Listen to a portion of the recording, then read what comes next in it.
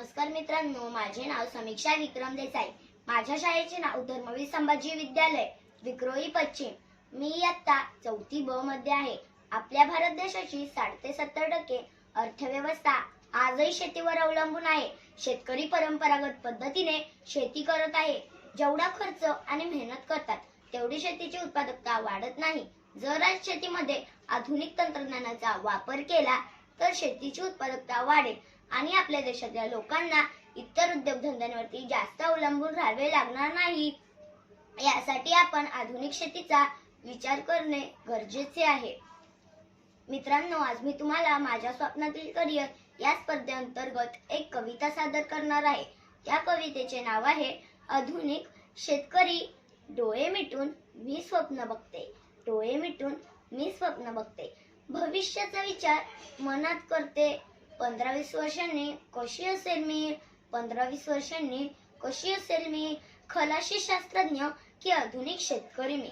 मोठी झाल्यावर मी शेतकरी होईल, मोठी झाल्यावर मी शेतकरी होईल. नवं काही करायला सज्ज होईल. पारंपरिक नाही आधुनिक करेन, पारंपरिक नाही आधुनिक करेन. संपूर्ण जगासाठी समाधान देईन. सेंद्रिय पिकं मी उगवीन शेतात, सेंद्रिय पिकं मी उगवीन शेतात. जिथं नसेल रसायनाचा वापर त्यात. स्वच्छ माती स्वच्छ हवेचा संग, स्वच्छ माती स्वच्छ हवेचा संग. ताज्या भाज्यांनी भरलेले अस्सल रंग.